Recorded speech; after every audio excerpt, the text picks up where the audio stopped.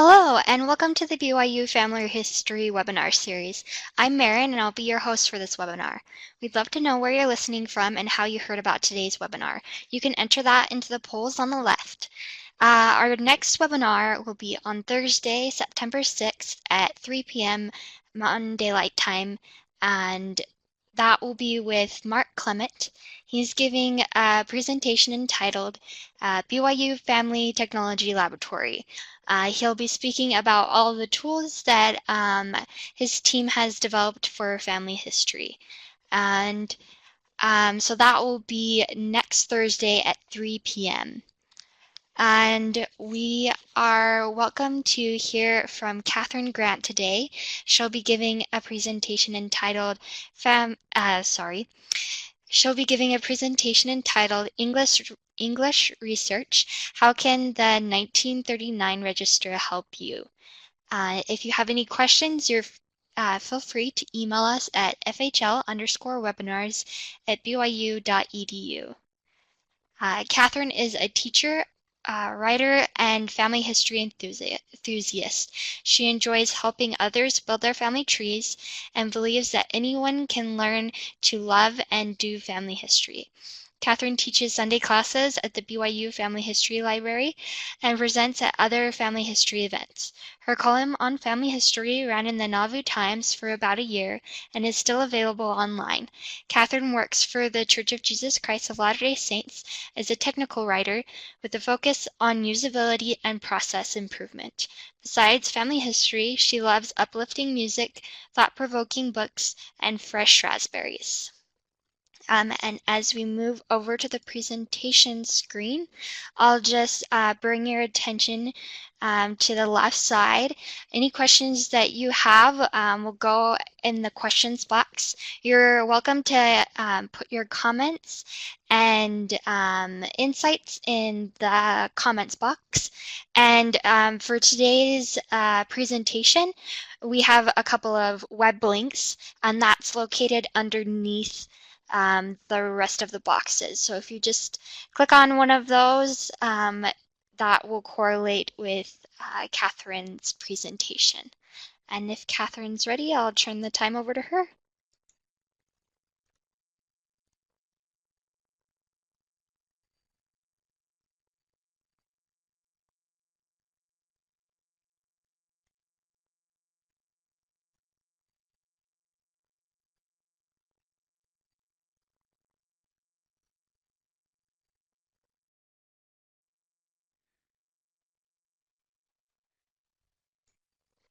Yes, we can hear you. Okay, great.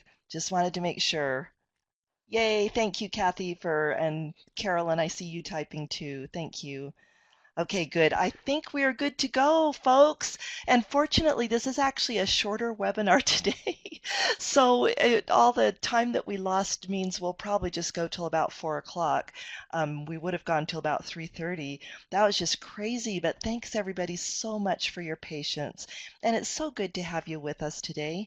We're going to be talking about doing some English research with the 1939 Register. And I remember some months back, I got an email from a friend of mine who lives in England, and he was so excited because he had news that the 1939 Register was available for free, and before you could only get it on paid websites. So that was exciting news, and I kind of dove right into it because I'd been wanting to use it for a while just because it seemed to offer such great information for English research.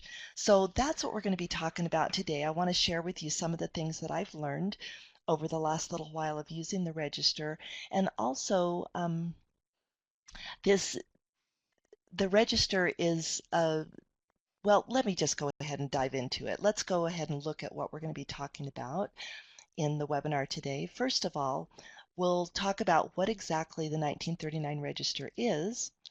Then we're going to talk about what information is provided on the register, just a quick overview. Then we'll do some examples of using the 1939 register. We'll tell you where you can access the digital copies, and actually Marin has posted those links, but we'll review them. And then also we'll give you some sources for learning more about the register. So what exactly is the 1939 register? It is a set of documents that records the 1939 population of 4 locations: England, Wales, Scotland, and Northern Ireland. And those countries are indicated by the green over here in the image. The blue is Ireland, which was not well, I shouldn't say it's not included. I actually don't know what the deal was with Ireland, but in my research, what I found out is that for the UK and Northern Ireland, that's what we're going to be covering today. So it includes over 41 million people. Those are a lot of ancestors and family members. So you can see just from that that this is a pretty valuable resource for people who are searching for family in the UK and in Northern Ireland. Let's talk about the brief background. Let's give some brief background on how the register came to be. So it was set in motion at the start of World War II when Germany invaded Poland on the 1st of September 1939. And very quickly, the plans for the register were put in motion. They'd already been planning for the 1941 register. And so, from my understanding, they used some of that planning that they'd already done and just sped things up dramatically so that they could take account of the nation's population on the eve of war. So if you can believe it, and this is actually very amazing for any government, so war was declared on the 1st of September 1939, and by the 29th of September, they were taking the registration. So that's actually pretty amazing. The registration was used to issue identity cards on the spot. So the enumerator would go around to the people's homes, and actually the way it worked is they would drop off a schedule a few days ahead of time. The family was supposed to complete it and have it ready for the enumerator to pick up on the 29th of September. And then on the spot, the enumerator would issue identity cards. And then the registrations were also used for ration books later on. Why is the 1939 register such a big deal? Why is it so helpful to us if we're searching for our family in the UK and Northern Ireland?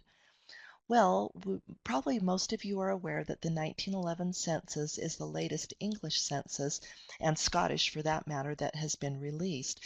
Their privacy rules are a little bit stricter than the privacy rules in the United States. So we've got the 1940 census released, and actually there's some living people on it, which does present problems. So you can see the wisdom of England having and the UK having stricter rules. So be that as it may, the 1911 census is the latest one that has so far been released. The 1921 census hasn't been released yet and won't be released until 2022. That's the target date. So it's about a little less than 3.5 years away. So in the meantime, we don't have access to the 21 census. The 1931 census sadly was destroyed by fire, similar to the United States 1890 census. So we're not going to get a 1931 census. And then the 1941 census wasn't taken because the country was at war, and possibly, this is just speculation on my part, but it may be that they determined that since they'd just taken the 1939 register, that it probably wasn't as crucial to take a census in 41. So what that means is that as of right now, at least until 2022, the 1939 register is the only overview of Great Britain and Northern Ireland's population for 40 years, so between 1911 and 1951. So that makes it an extremely valuable document when we're trying to find our family. So I wanted to be clear about the scope of the rest of the webinar. Even though the register was taken in all 4 of those locations that we looked at, the examples in this webinar are going to be from the England and Wales 1939 register. Actually, strictly speaking, they will be from England, but the England and Wales register is presented together online. So whenever you look it up, you're going to be seeing the England and Wales 1939 register. Scotland treats their records a bit differently than England and Wales. So if you want the Scottish register, you can visit this website. And again, the link, Marin has posted that in the box on the webinar frame or Chrome or whatever you want to call it. And then Northern Ireland, there's also a link for them. And I actually went to the Northern Ireland government site, but I found it a little confusing. And so for that reason, I thought that the genealogy toolkit actually was easier to understand. And so that's why I included the link to that. So if you have a family in Northern Ireland, I would start there. So what information will we see on the 1939 register? On the 39 register, you will find, first of all, at the top, location information, which is very similar to censuses. So you'll see an ED letter code, which is an enumeration district code. Right next to that, you'll see a borough, urban district, or rural district. And in my research, I still don't have necessarily a really good handle on this, but what I learned was that these are government jurisdictions of some type. They're smaller than a county, but larger than a parish. So they'll kind of give you a general idea of where the registration was taken. And then the registration district and sub-district are indicated by numbers, but every time I looked those up, they didn't tell me anything other than the borough, urban district, or rural district that I already knew. So it looks like they're just kind of a numeric value that indicates that borough, urban district, or rural district. So let's talk a little bit about the enumeration district and how the country was divided up. England and Wales were divided into over 1,400 areas, and they were called areas. And then each area was divided into enumeration districts. So the enumeration districts in the 1939 registration were supposed to be 300 households or less. And the information I read said ideally, or they were supposed to be, which kind of hints that maybe there were some exceptions occasionally, but usually you'll find that an enumeration district contains 300 households or fewer. So on the Find My Past website, there is a list of all the areas. Every area was assigned a three-letter code, and it started with a triple A in London. So as you can see here on the screen, that first area is AAA, and that's for London. And then according to the Find My Past website, the area designations spiraled out from there. So that the way I read that is that they kind of went out in concentric circles from London and assigned those three-letter codes starting at AAA and going as far as they needed to through the alphabet. So this list is available on Find My Past, and there's the URL, and again Marin has posted that. But on this list, I found the enumeration districts a little bit confusing just because the districts, well, as you see from the code here, there's a district that the first three letters are an area code, but then there's another letter tacked on the end which indicates the district, and any one area would have, or excuse me, indicates the enumeration district. And any one area, of course, had multiple enumeration districts. So looking at this list of areas for AAA, there's going to be a number of different enumeration districts within it that are like AAAT and AAAR or whatever. So if you want to know the exact meaning of an enumeration district that you find on a schedule, then here's another site you can go to. And it's not showing on this screen because I didn't have the room, but right on this, in this area of the screen, there's a search box. And so you can put in that enumeration district code, and then it will tell you exactly where it is, what area it is, and so forth. So you can see here are the alpha codes for the enumeration districts, and then over here to the side are the area codes. So I found this a helpful site for just looking up any specific enumeration district code. So besides the information at the top that indicates the location where the enumeration was done, you've got the street address. You've also got the schedule number and sub number, and that might sound a little bit confusing or intimidating, but actually all it means is that, remember we talked about how every family was given a schedule to fill out. So when the enumerator went around a little bit before the 29th of September, he or she gave every household a piece of paper that looked like this, and every one of them had a number. And then every person who was written down got their own number corresponding to the line number here. So the first person was number 1, next person was number 2, etc. And that's how they were copied over onto the master registration schedule. So for example, this family right here, the Richings family, their schedule was number 182, and then Wilfred was number 1 to be enumerated, Elizabeth was number 2, Margaret was number 3, and so forth. So that's all that the number and subnumber means. Well, the next question you might have is probably the same that I had, is how can I see those schedules? I'd really love to be able to see those. And in doing a little poking around, it appears that nobody knows what happened to the schedules. The consensus seems to be that they were probably destroyed once they were copied over to the master registration list, but it appears that nobody knows for sure. So what that means for you and me is there's no way that we know of to find those original schedules, but we've in theory got all the information that was on the schedules because it was copied over to this master registration list. The next thing we see are the names of the people in the household.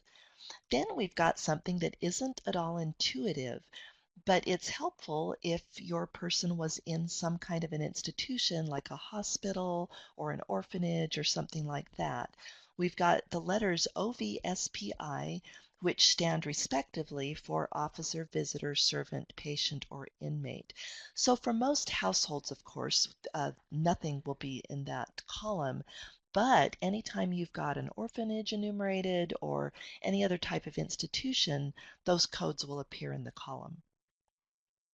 Next one tells if the person was male or female. And then we've got a treasure trove here of having a full birth date.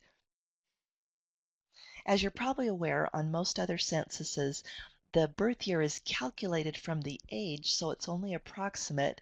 Occasionally, there will be a census like the United States 1900 census gives the month and the year, but this is the only census-like document that I'm aware of that actually gives the full birth date, at least for the United States, the UK, and Canada. I don't believe I've ever seen full birth dates in any other census or a similar document.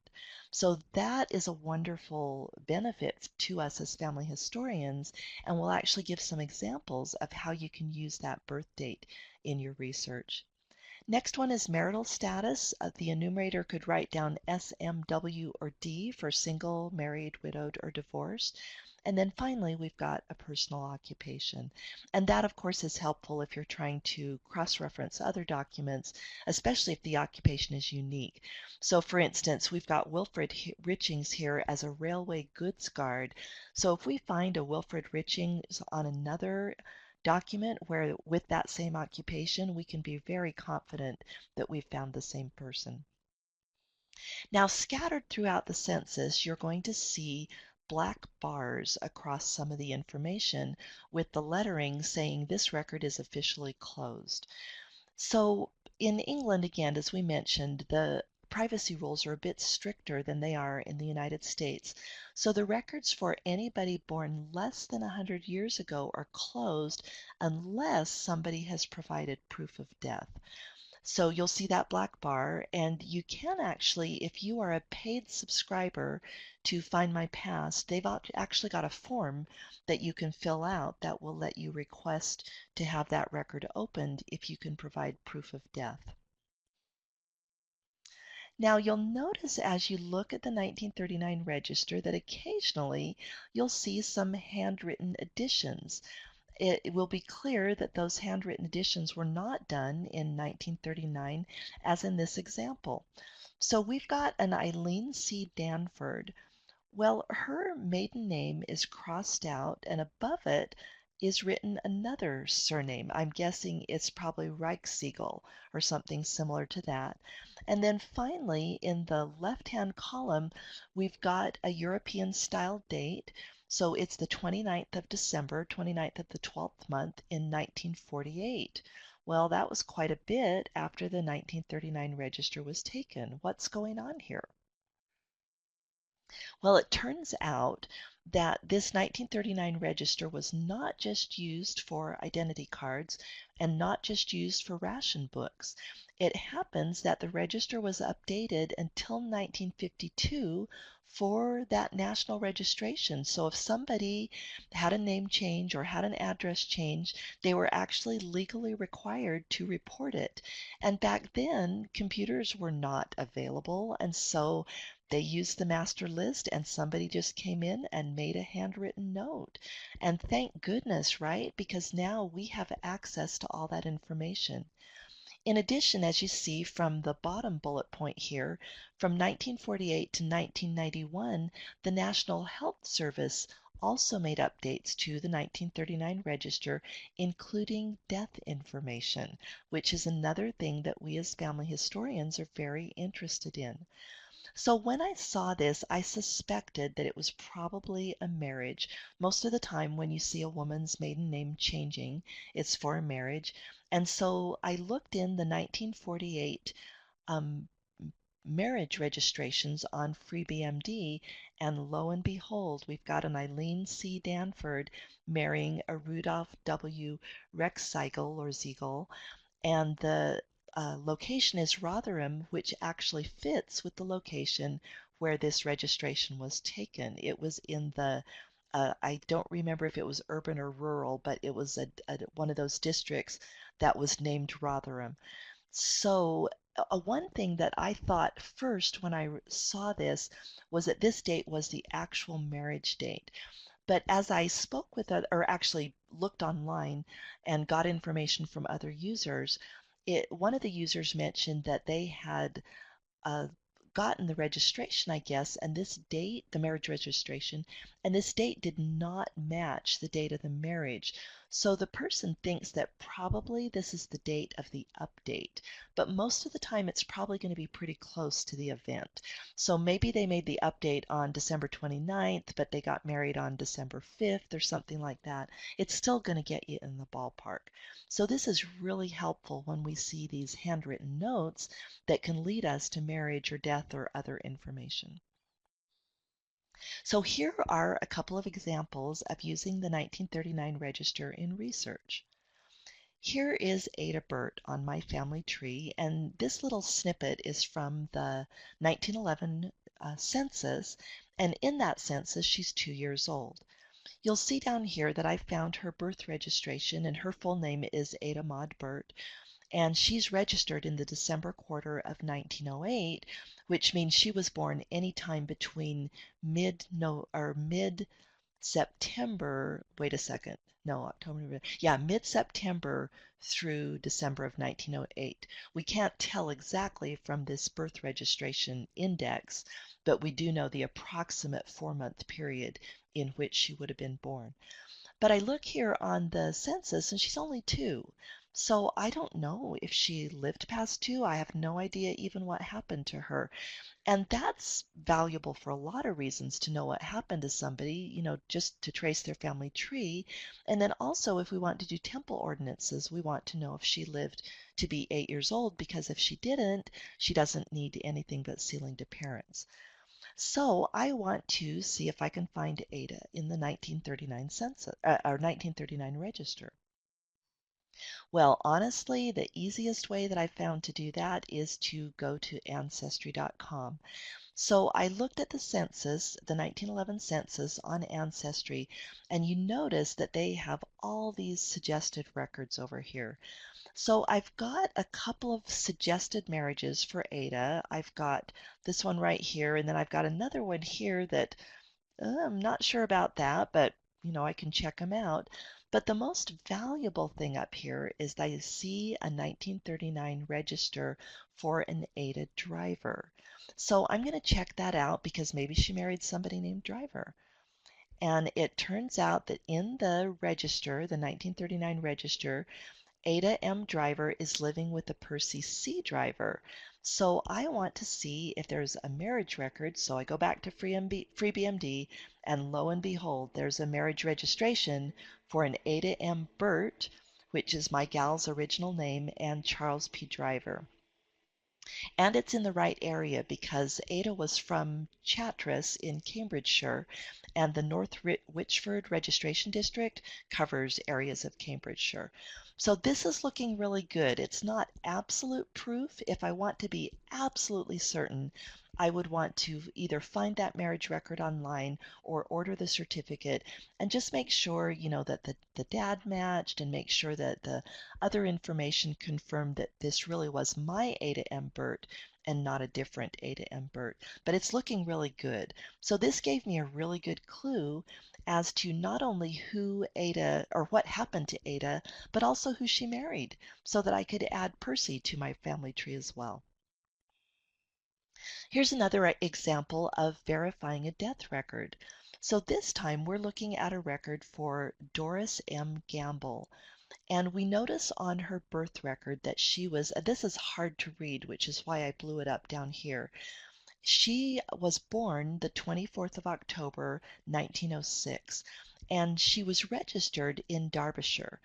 And so I want to look and see what I can find out about how long she lived after the census or after the registration. Strictly speaking, the 1939 registration is not a census, so I don't want to misspeak there, but it's very similar to a census in that it counted the population. So I look on Ancestry and I find this death registration for a Doris May Gamble, and the birth date matches exactly, and the registration district is Derby in Derbyshire, or the inferred county is Derbyshire. So because the birth date matches and the name matches exactly, I have a very, very high level of confidence that this death record is for my Doris May Gamble. So now I've got her death date, or at least her death registration, I should say. And so from that, I can get the actual death date. So now that we've talked about how valuable the 1939 register is, let's talk about how you can access it. The place that I would recommend the most is Ancestry because it gives both the index and images for both paid and partner accounts. So even if you have one of the free LDS accounts on Ancestry, you'll still be able to see both the index and the images. Find My Pass allows anybody to see the index, either a paid or a partner account, but the indexes are only on paid accounts. You can, I just tested this today, so you can, with a free account, uh, actually do a kind of pay-per-view thing where you can request a certain record. But last I checked, it was pretty pricey. I actually apologize, I didn't check today on the price, but it was a little bit steep. And so I would say as long as Ancestry's got it available for free, why not take advantage of that as for free partner accounts? And so Find My Pass, but if you're already a paying member of Find My Pass, then you will have full access to that. And also remember that Find My Past provides its paying customers with the ability to provide death information and get the closed records closed or unclosed or made available. So that's definitely an advantage of Find My Past. MyHeritage does give access to the index to any user, so both paid subscribers and people with the free partner account can see the index, but I could not see any way to see images on MyHeritage, so it looks like they're not available at this time. And then finally, the UK National Archives, if you're fortunate enough to either live in the UK near the National Archives, or if you're going to visit there, you can actually go to the National Archives facility and view the records for free there. For more information about the 1939 Register, I would recommend this wonderful webinar by Audrey Collins. She is with the National Archives, and for those of you who have been to Roots Tech, you may have heard her speak. She has made it a quest to learn more about the 1939 Register, so I would guess that she's probably the most knowledgeable person about this particular historical document. So if you are interested in learning more, and she gives a lot of context about the war and so forth, then I would definitely recommend visiting this webinar, watching this webinar. And then also the National Archives, the UK National Archives site has quite a bit of information about the 1939 register. So that's a great place to go to learn more about it and what some of the idiosyncrasies and so forth. I found that really valuable. A lot of the information that I presented in the webinar is also on this site. So that brings us to the end of our webinar. And just to recap, we talked about what the register is, that it's an overview of the population of the UK and Northern Ireland in 1939, brought about by the war. It gives less information than the typical census, but very valuable information in that it's got exact birth dates. And it's definitely enough information to be useful. We gave a couple of examples of verifying marriage dates and death dates in the 1939 register, talked about how you can actually view the register, and gave a couple of resources for learning more.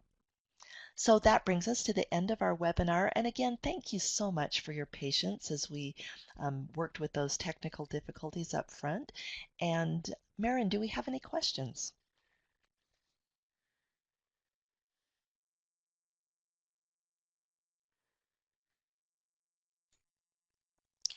I don't think we have any right now, but everyone is welcome to post their questions in the questions box or in the insight and comments box. We'll leave it open for just a few minutes for Kathryn to answer those.